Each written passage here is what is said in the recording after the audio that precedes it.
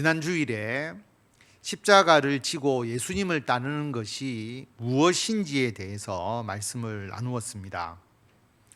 십자가를 지고 가는 것은 자기 자신을 위해서 고생하는 것이 아닙니다. 십자가를 지고 가는 것은 다른 사람을 위해서 자신을 희생하는 것입니다. 대표적인 것이 전도와 양육입니다. 전도와 양육은 예수님께서 하신 가장 대표적이고 중요한 사역입니다. 그러므로 예수님을 따르는 것은 전도와 양육의 사명을 감당하는 것입니다. 그리고 전도와 양육은 교회의 사명입니다. 그러므로 자기 십자가를 지고 가는 것은 교회를 책임지고 섬기는 것입니다. 책임감을 가지고 교회를 섬기면서 전도와 양육의 사명을 다하는 것, 이것이 자기 십자가를 지고 예수님을 따르는 것입니다. 그런데 여러분, 자기 십자가를 지기 전에 전제 조건이 있습니다. 자기를 부인하는 것입니다. 누구든지 나를 따라오려거든 자기를 부인하고 자기 십자가를 지고 나를 따를 것이니라. 예수님께서는 십자가를 지고 예수님을 따르라고 하면서 왜 자기를 부인하라고 하셨을까요?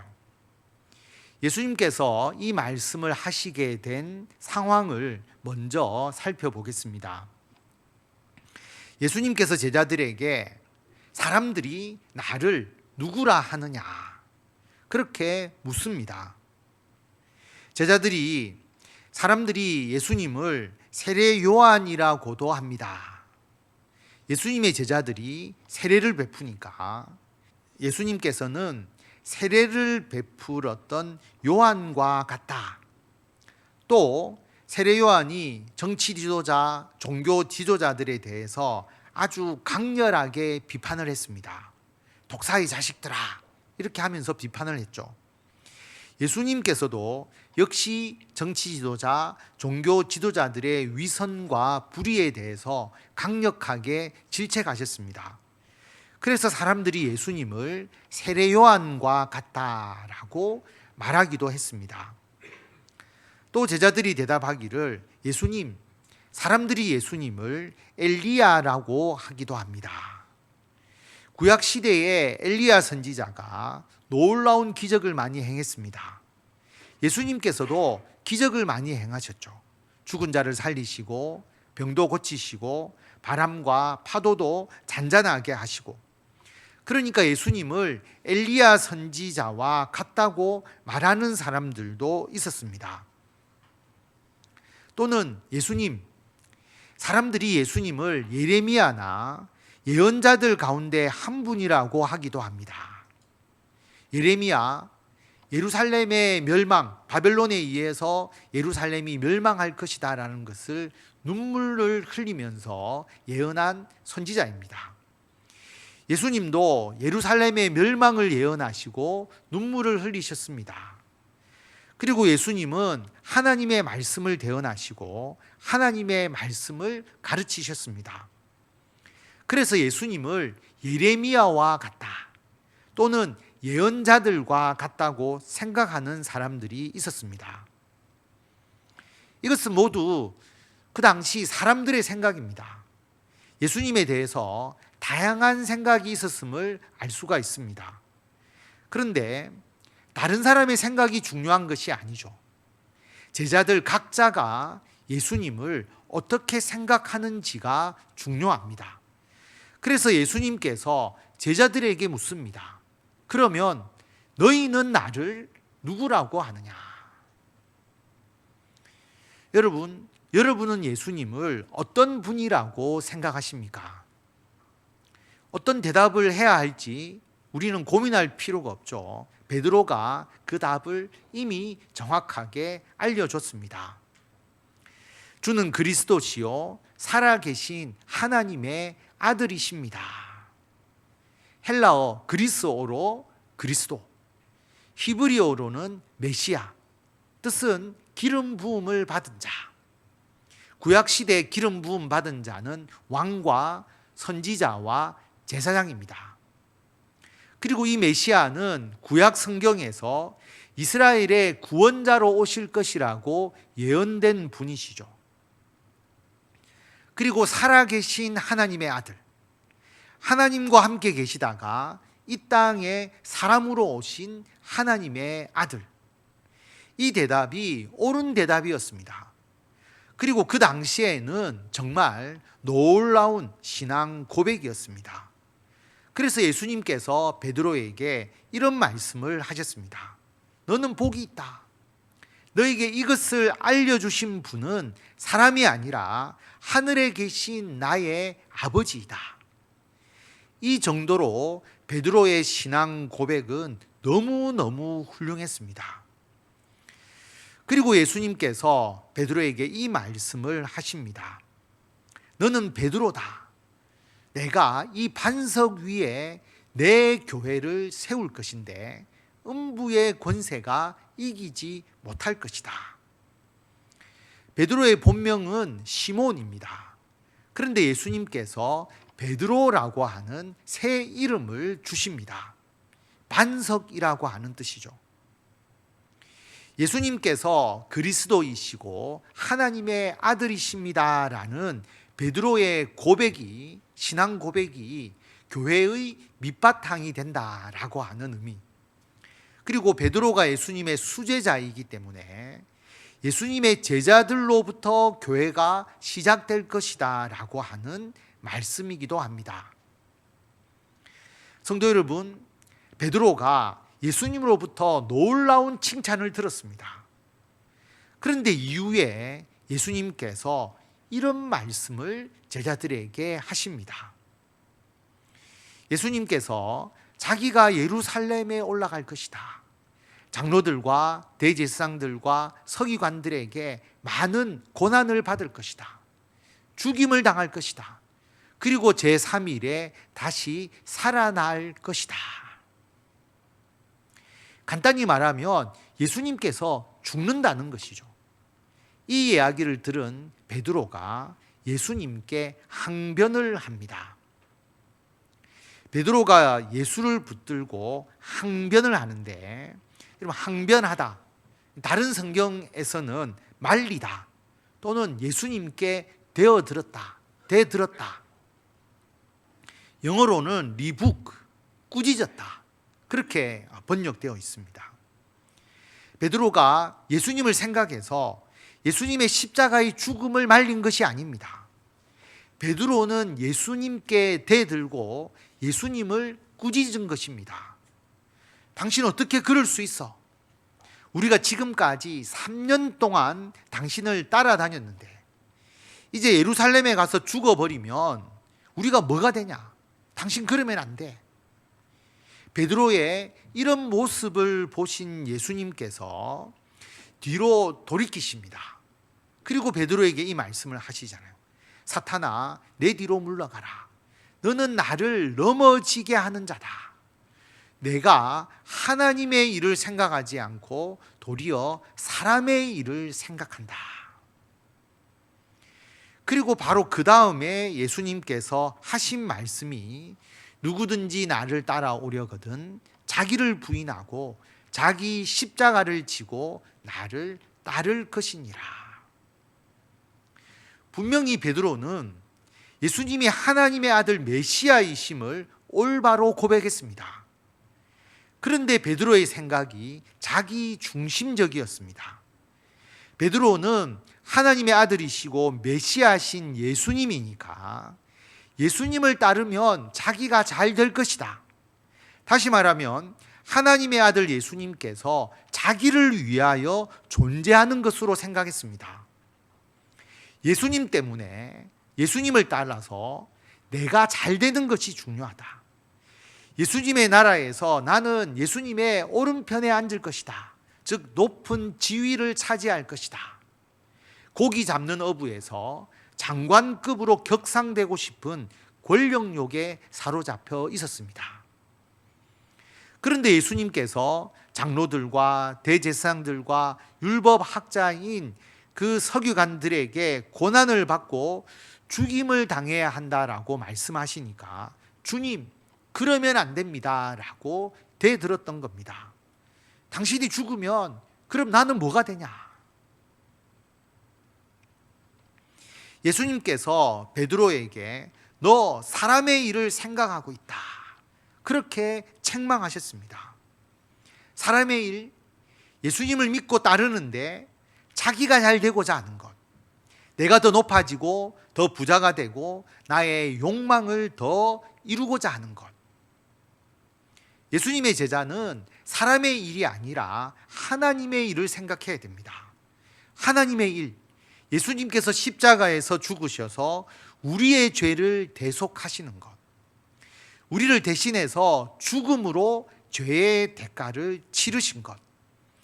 그러므로 제자들도 예수님처럼 그 십자가 대속의 삶을 살아가는 것, 전도하고 성도들을 양육하는 그 십자가의 길을 걷는 것, 전도와 양육을 통해서 예수님의 십자가의 길을 따르는 것, 이것이 하나님의 일입니다. 우리들도 예수님의 교회, 해운대 소정교회를 섬기며 자기 십자가를 지고 전도와 양육의 사명을 행하면서 예수님을 따르고 있습니다. 그런데 성도 여러분, 예수님을 따르는 사람이 많은 것처럼 보입니다. 그런데 왜 예수님을 따르는지가 중요합니다. 요한복음 6장을 보면 예수님을 따르는 수많은 무리들이 있었습니다. 그들이 왜 예수님을 따랐습니까? 예수님께서 그들에게 말씀하시죠. 내가 진실로 진실로 너희에게 이르노니 너희가 나를 찾는 것은, 너희가 나를 따르는 것은 표적을 본 까닭이 아니고 떡을 먹고 배부른 까닭이다.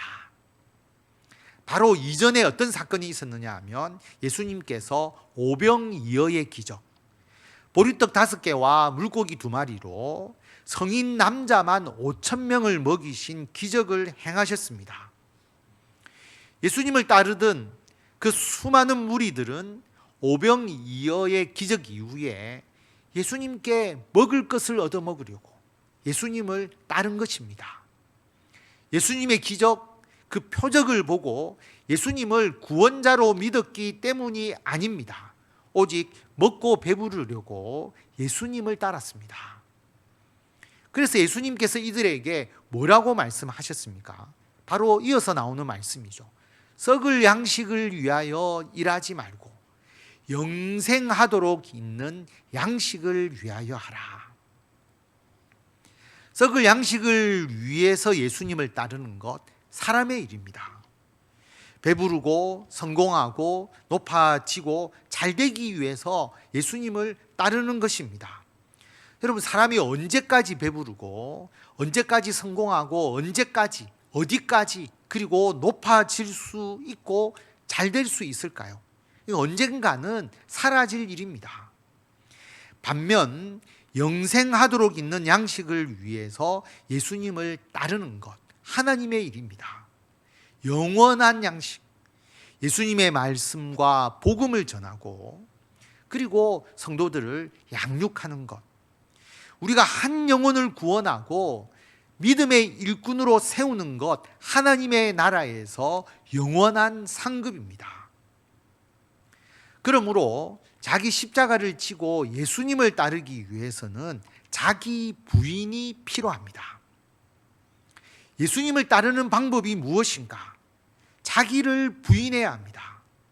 자기를 부인하는 것은 사람의 일을 생각하지 않고 하나님의 일을 생각하는 겁니다. 썩을 양식을 위해서 일하지 않고 영생하는 양식을 위해서 일하는 것입니다. 교회를 건축을 하는데 그 교회 장로님과 안수 집사님과 서리 집사님이 모두 건설 회사를 운영하고 있습니다. 장로님도 안수 집사님도 서리 집사님도 모두 교회 건축 공사를 하고 싶어 합니다.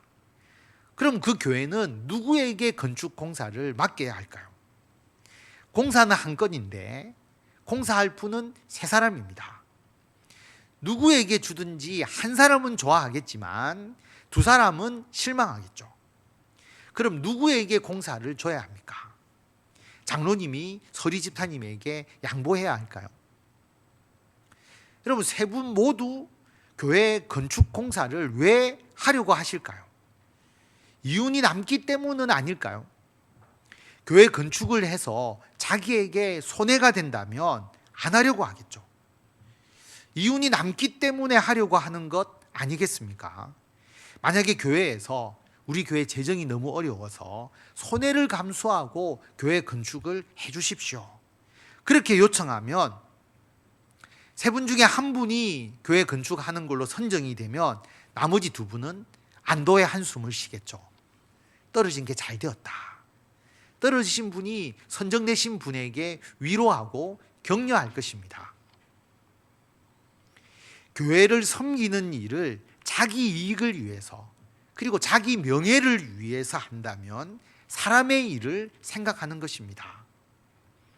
교회의 직분, 장로가 되고 안수집사, 권사가 되는 것이 정말 어렵고 힘든 일이면 장로가 못되거나 안수집사가 못된 것에 대해서 실망하거나 시험에 빠지지 않을 것입니다.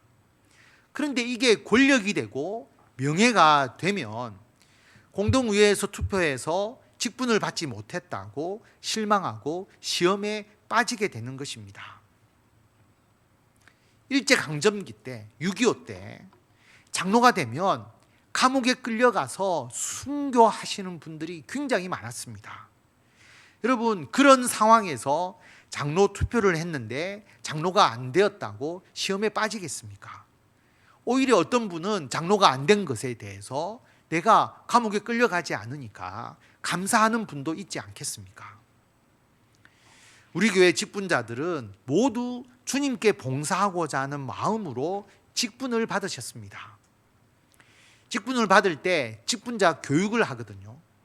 그리고 직분 받은 소감을 서로 나누는데, 우리 교회에서 직분 받은 분 모두가 자신은 직분을 받을 자격이 없는데 하나님과 교회가 직분을 주신 것에 대해서 감사하고 교회 직분을 큰 부담과 짐으로 여기고 계셨습니다.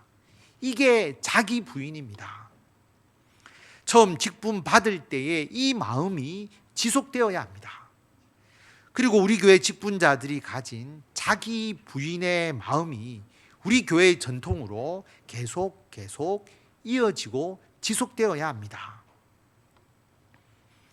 교회에서 하는 일에 자기 부인이 사라지면 교회 일이 사람의 일이 되어버리게 되어서 분쟁과 다툼이 일어나게 됩니다. 자기 이익을 앞세우기 때문입니다. 조그만 이익을 놓고 서로 다투게 됩니다. 제가 신학교 다닐 때 부산의 큰 교회 담임 목사님께서 수업 시간에 하신 말씀이 생각이 납니다. 우리 교회에서 지난주에 권사님, 여집사님들이 요구르트를 가지고 싸웠다. 나는 1개 받았는데 누구는 2개 받아갔다. 요구르트 때문에 싸웠다. 여러분, 불가리스 아닙니다. 그릭 요거트도 아닙니다. 40개 5,880원 하는 것, 1개 147원 하는 겁니다. 집에서는 분명히 있어도 안 드실 것인데 왜 교회만 오면 그 사소한 것 때문에 다툴까요? 자기에게 조금이라도 더 유익이 되고자 하면 교회에는 다툼이 생깁니다. 사도행전 6장 1절에 보면 제자가 굉장히 많아지죠. 예루살렘 교회에 성령을 받고 예루살렘 교회에 제자가 많아졌는데, 헬라파 유대인들이 자기의 과부들이 매일의 구제에 빠져서 구제에서 제외돼 버린 거죠. 히브리파 사람을 원망합니다. 헬라파는 이스라엘을 떠나서 해외에서 생활하던 유대인입니다. 이 사람들은 히브리어를 잘 사용하지 못해요. 헬라어에 더 익숙합니다. 우리 헬라파 사람들이 예루살렘 물정도 잘 모르고 언어도 서툴러서 교회에서 하는 구제에 소외되었다. 그래서 히브리파 사람들을 원망합니다. 성도 여러분, 이때는 베드로가 그리고 예수님과 함께 했던 제자들이 직접 이끌어가는 교회였습니다. 그런데도 초대교회에 분쟁이 생겼습니다. 과부들을 돕는 좋은 일임에도 불구하고 그 일로 교회에 원망과 다툼이 생겼습니다. 자신들이 더 받기를 원하거나 자신에게 손해가 되면 안 된다고 생각하면 항상 다툼과 원망과 분쟁이 생깁니다. 이게 사람의 일이고 썩을 양식을 위해서 예수님을 따르는 것입니다. 헬라파 성도들이 자기 과부들이 구제에서 빠졌을 때 이렇게 생각해도 되지 않았겠습니까? 우리 과부들보다 더 힘들게 생활하는 히브리파 과부들이 있었겠지. 우리가 도움을 받지 못하더라도 다른 사람이 교회의 도움을 받으면 되었지. 누구라도 교회의 구제를 통해 도움을 받았을 건 아닌가. 성도 여러분, 전도와 양육을 정말 중요하게 여기면 자기 자신보다 전도해야 될 사람, 양육해야 될 교회 성도들을 먼저 생각하지 않겠습니까? 자, 여러분 한번 생각해 보십시오. 전도를 해야 합니다. 그럼 여러분은 전도를 하겠다고 생각한 그 사람에게 어떻게 하시겠습니까? 그 사람에게 더 양보하고 그 사람을 더 배려해주고 더 보살펴주고 당연히 그렇게 하실 것입니다. 고린도전서 9장 19절에 보면 사도 바울이 이렇게 고백하잖아요. 내가 모든 사람에게서 자유롭다. 그런데 내가 모든 사람에게 종이 된 것은 더 많은 사람을 얻고자 함이다. 사도 바울은 예수님을 믿고 율법에서 자유함을 얻었습니다. 그런데 율법 아래에 있는 유대인들을 전도하기 위해서 사도 바울은 일부러 율법을 지켰습니다. 유대인들을 전도하기 위해서 유대인들에게 맞추어 준 겁니다.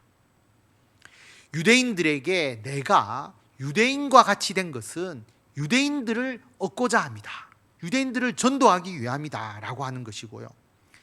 약한 자들에게 내가 약한 자와 같이 된 것은 약한 자를 얻고자 함입니다. 내가 여러 사람에게 여러 모습이 된 것은 아무쪼록 몇 사람이라도 구원하고자 합니다. 내가 그 사람을 전도하기 위해서 그 사람의 입장에서 맞추어 주는 겁니다. 이게 자기 부인입니다. 교회에서 여러분이 성도들을 양육해야 되겠다고 생각해 보십시오. 그들에게 자기 주장을 하겠습니까? 그들에게 자기 감정을 내세우시겠습니까? 교회 처음 나오신 분들, 믿음이 적은 분들을 배려하고 양보하고 세심하게 보살피지 않겠습니까?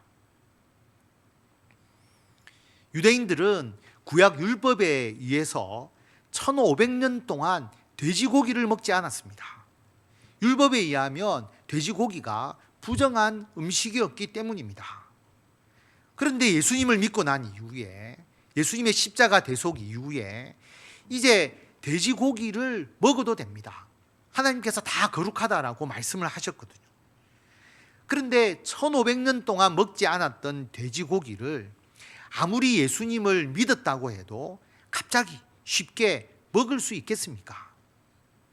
예수님을 믿고 난 이후에도 돼지고기도 안 먹고 고기도 안 먹고 그런 사람들이 있죠. 아직 믿음이 부족한 것입니다. 그런데 교회에서 성도들을 이들을 어떻게 대우해야 되느냐? 사도 바울은 이렇게 고백합니다. 여러분은 믿음이 약한 이를 받아들이고 그의 생각을 시비거리로 삼지 마십시오. 어떤 사람은 모든 것을 다 먹을 수 있다고 생각하지만 이제는 예수 믿었으니까 돼지고기도 먹고 부정한 음식이란 게 어디 있느냐? 다 먹을 수 있다. 그런데 믿음이 약한 사람은 아직도 돼지고기 먹는 것이 꺼림직한 겁니다. 그래서 채소만 먹었습니다. 고기를 안 먹은 것이죠. 그래서 사도 바울이 먹는 사람은 먹지 않는 사람을 업신여기지 말라. 먹지 않는 사람은 먹는 사람을 비판하지 말라. 왜냐하면 하나님께서 그 사람들 모두를 받아들이셨기 때문입니다. 예수 믿는 사람이 어떻게 아직도 돼지고기 안 먹을 수 있냐? 업신여겨서도 안 되고, 어떻게 사람이 돼지고기를 먹을 수 있느냐? 비판해서도 안 된다라고 하는 것입니다. 성도 여러분, 믿음에 따라서 신앙의 행위가 다를 수 있습니다. 신앙의 모습은 사람마다 다를 수 있습니다. 그런데 거기에 대해서 업신여기거나 비판해서는 안 됩니다. 내가 다른 성도보다 믿음이 더 좋다고 생각하거나 다른 성도들이 나보다 더 믿음이 나쁘다라고 생각하는 것이 자기를 부인하지 못하는 것입니다. 자기가 신앙이 더 우월하다라고 생각하면 다른 성도들을 업신여기게 됩니다. 내 신앙이 맞다고 생각하면 다른 성도들을 비판하게 됩니다. 모두 자기를 부인하지 않는 것입니다. 성도 여러분, 물론 자기 부인을 잘못 적용하면 안 됩니다. 예수님을 믿는 사람들이, 운동선수는 경기에서 상대방을 이겨서 금메달을 따야 합니다. 직장에서는 더 노력해서 다른 사람들보다 더 승진해야 합니다. 사업을 할 때에 경쟁에서 이겨서 돈을 많이 벌고 성공도 해야 합니다. 그래서 하나님께 영광을 돌려야 합니다. 자기를 부인하라고 해서 세상에서 성공하지 마라, 절대로 아닙니다. 세상에서 옳고 그름을 따지지 말라, 그것도 아닙니다.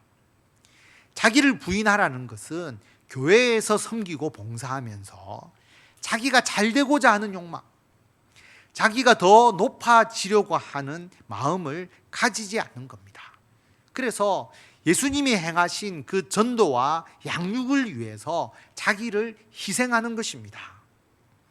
자기를 부인하는 것은 전도하기 위해서 그 사람에게 맞추어 주고 더 친밀하게 그 사람에게 다가가는 것입니다. 자기를 부인하는 것은 내가 더 신앙이 우월하다는 생각으로 다른 사람들을, 다른 성도들을 업신여기지 않는 것입니다. 오히려 신앙이 더 부족한 사람에게 자기를 맞추어 주는 것입니다. 자기를 부인하는 것은 나의 신앙의 행위가 더 올바르다고 생각해서 다른 사람의 신앙에 대해서 비판하는 것, 그것을 하지 않는 것입니다. 다른 사람의 신앙의 행위와 신앙 방식을, 양육을 위해서 오히려 더 포용하고 이해해 주게 됩니다. 자기를 부인하면서 자기 십자가를 지고 예수님을 따르면 교회는 이런 모습이 됩니다. 고린도전서 12장 21절에 보면 눈이 손들어 내가 너를 쓸데없다 그렇게 하거나 머리가 발을 보고 내가 너를 쓸데가 없다 그렇게 하지 않습니다. 그렇게 할 수 없는 것이죠. 오히려 더 약하게 보이는 몸의 지체가 오히려 더 요긴한 것이죠. 하나님께서는 우리 교회, 우리 성도들, 교회의 지체가 된 모든 성도들을 고르게 해서 좀 부족해 보이는 지체에게는 오히려 귀중함을 더해 주시는 것이죠. 여러분, 장식품을 다는 것 좀 부족해 보이면 여러분 장식품을 달거나 아니면 보호할 수 있는 것을 착용해서 그것을 더 귀하게 쓰잖아요. 그러니까 하나님은 부족한 지체에게 귀중함을 더해 주셔서 몸을, 지체를 고르게 해 주시는 겁니다. 그래서 몸 가운데서 분쟁이 없고 오직 여러 지체가 서로 같이 돌보게 하셨느니라. 교회 모든 성도들이 서로 같이 돌보아서 하나님의 예수 그리스도의 몸된 교회를 운영하게, 이끌어가게 해 주셨습니다. 성도 여러분, 자기 십자가를 지고 전도와 양육을 통해서 예수님을 따르려면 자기를 부인하는 것이 반드시 선행되어야 합니다. 교회를 섬기면서 자기 자신이 잘 되고자 하는 욕망, 자기가 남들보다 더 높아지고자 하는 마음을 조금이라도 가져서는 안 됩니다. 전도를 위해서 예수님을 믿지 않는 성도들을 더 이해해주고 그들의 생각에 더 맞추어 주면서 복음을 전해야 합니다. 내가 더 신앙이 우월하다는 생각으로 다른 성도들을 업신여기지 않고 오히려 더 신앙이 부족한 성도들에게 자신을 맞추어 주어야 합니다. 나의 신앙의 행위가 더 올바르다고 생각해서 다른 사람의 신앙에 대해서 비판하지 않고 오히려 다른 성도들을 더 이해하고 포용하고 감싸 주어야 합니다.